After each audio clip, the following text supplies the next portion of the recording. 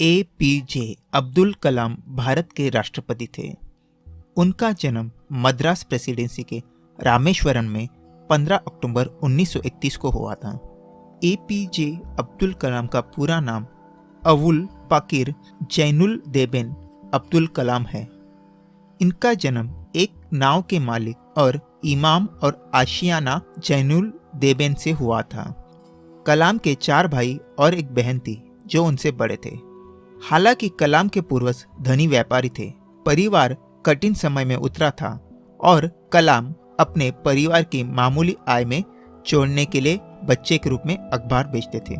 कलाम जी ने रामनाथपुरम के एक स्कूल में अध्ययन किया और सेंट जोसेफ कॉलेज तिरुचिरापल्ली से भौतिकी डिग्री हासिल की।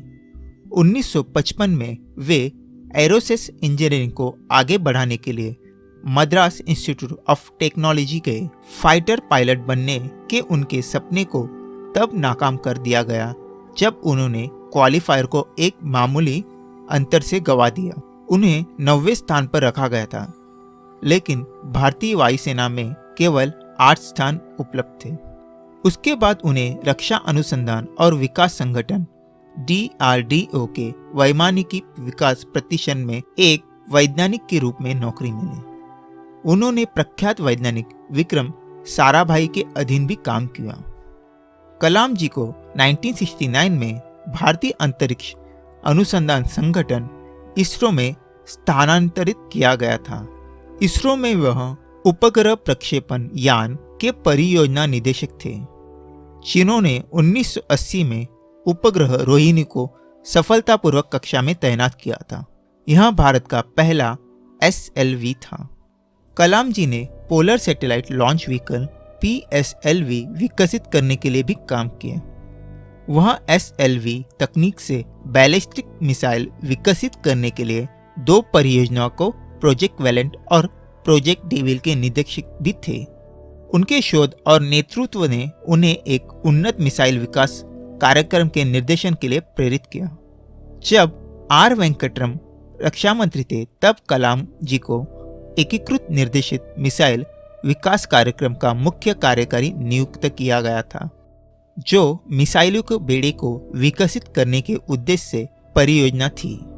उन्हें बैलिस्टिक मिसाइल प्रौद्योगिकी के विकास में उनके काम के लिए missile man of the India के रूप में भी जाना जाता था।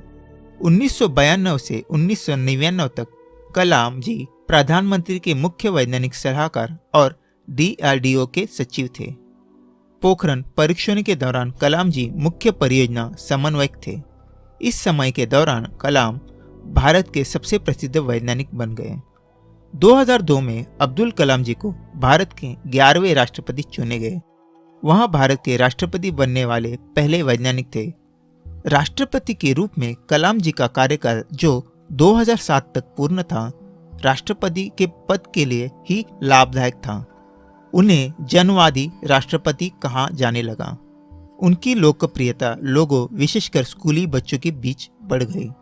उन्होंने देश के कई हिस्सों का दौरा किया और उनके भाषण उनकी प्रेरक सामग्री के लिए लोकप्रिय हुए।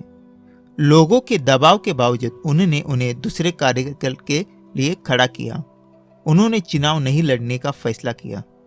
राष्ट्रपति पद के बाद कलाम IIM Ahmedabad, IIM Shillong, IIM Indore, भारतीय विज्ञान संस्थान बेंगलोर, अन्ना विश्वविद्यालय आदि में विजिटिंग प्रोफेसर बन गए। अब्दुल कलाम जी का 27 जुलाई 2015 को IIM शिलांग में व्याख्यान देते समय कार्डियक अरेस्ट से निधन हो गया। भारत सरकार के 7 दिन के राष्ट्रीय शोक की घोषणा के साथ उनके निधन पर व्यापक शोक व्यक्त किया गया। विभिन्न देशों के साथ साथ संयुक्त राष्ट्र की सरकारों ने भी दुख व्यक्त किया। अब्दुल कलाम जी ईमानदारी के एक ऐसे व्यक्ति थे जो अपनी ईमानदारी के लिए जाने जाते थे। उनकी मृत्यु के बाद उनके पास कुछ व्यक्तिगत संपत्ति नहीं बची, जिसमें कुछ निजी संपत्ति थी, जिसमें उनकी किताबें, लैपटॉप आदि शामिल थे। वह विभिन्न धर्मों की शिक्षाओं के जानकार थे और अंतर्विश्वास संवाद के प्रतीक बन गए थे। उनको 1981 में पद्म भूषण, 1990 में पद्म विभूषण, 1997 में भारत रत्न, 1997 में राष्ट्रीय एकता के लिए इंदिरा गांधी पुरस्कार, 1998 में वीर सावरकर पुरस्कार, 2007 में king Charles medal royal society UK ने दिया था, 2014 में doctor of science Edinburgh university UK ने दिया था। यह वीडियो अच्छा लगा तो लाइक कीजिए। आप चैनल पर नए हैं तो इस चैनल को सब्सक्राइब कीजिए। धन्यवाद।